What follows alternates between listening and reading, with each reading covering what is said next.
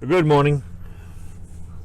After a week of rest and resupply at Northern Base Camp at an undisclosed location, we're launching our expedition in search of the fabled Sonora Chert, also known as Indiana Hornstone and other regional names.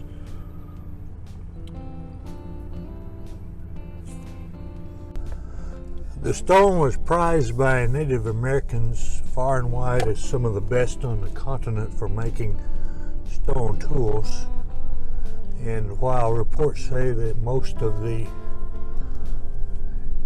easy deposits are played out, we're going to make a quick survey of the area where it's located because I'm bored and gas is too high to go on a major trip, so I'm going to go on a short one for a few days and see what I can discover. We're not yet in the Sonoran Chert area proper, but we are in the St. Louis Limestone Formation, and as you can see, there are chert nodules in this limestone. They're quite small, and the quality is not quite as good as it's supposed to be with the Sonoran Chert, but we're going to check out some of these nodules, dig one out, and see what we can do with it. This is the real stuff, but by the time you work around the flaws and the freeze cracks, the pieces aren't very big and it's really not worth it, but at least it gives us hope that we may find something on this trip. We may be able to get a small point out of it. It'll be fun to try anyway.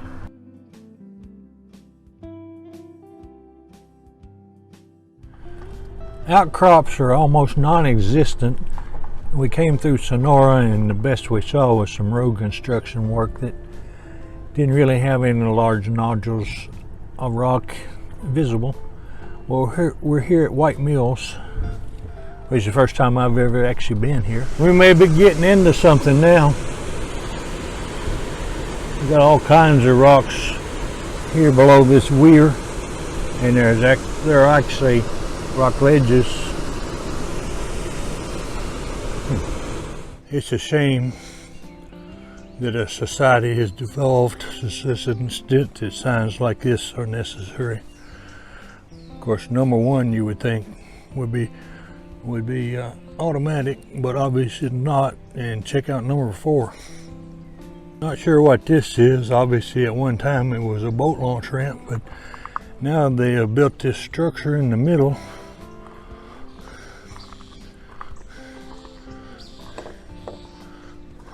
Anyway, there's the river. See if we can find some rocks.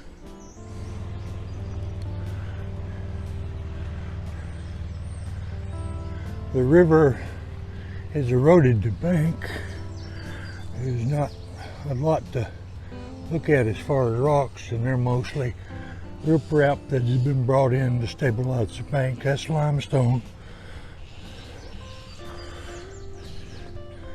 The good stuff's going to be down there, and I'm not prepared to do that today, but something's been here. Anyway, I found a couple rocks I'm gonna break and see what they're made of. We found a rock quarry, and they have their wares on display. Looks like some fine quality limestone with occasional inclusions, but nothing very big or consistent. So it's mostly limestone in this area.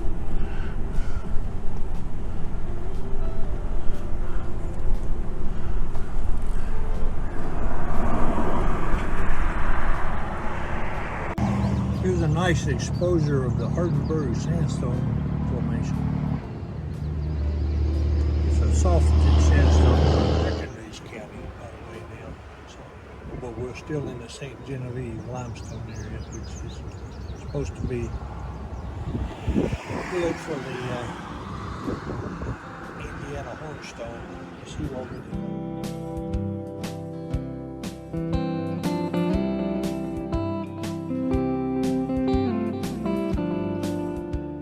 At least now I'm sweating, so I think I'm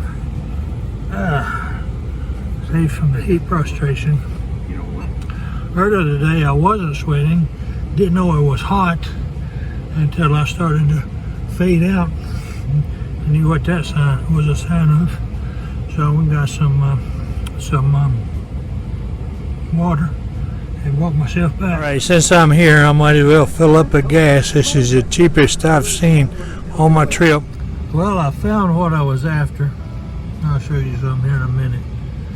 But it was just across the river into Indiana.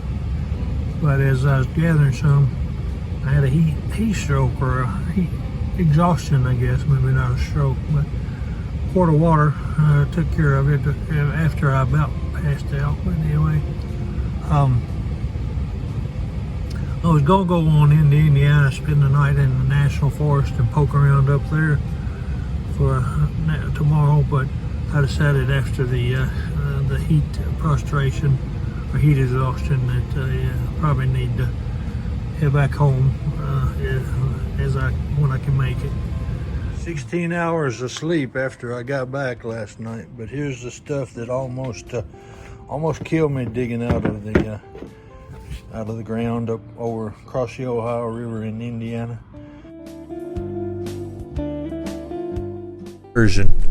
I'm right in the middle of the Fort Payne Formation, which is well known for its chert-bearing strata, and if it's the proper kind of chert, it is among the best in the world for making lithic tools such as arrowheads and spear points. There are some really beautiful blue shale here and some geodes in the limestone, but I don't see any obvious chert, so I'll have to look some more.